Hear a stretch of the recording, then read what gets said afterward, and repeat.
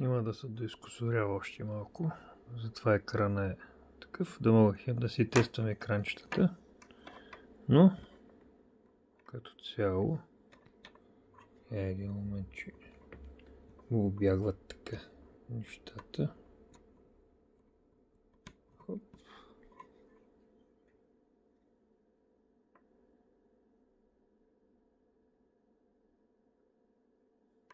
Малко тъпо в посреднощите, но за тестовете става. И да се види, че работата става, само дето няма нагревател още. И някой друг елемент липсва. Сваляме температурка, дигаме температурка и го вкарваме в режим на сън.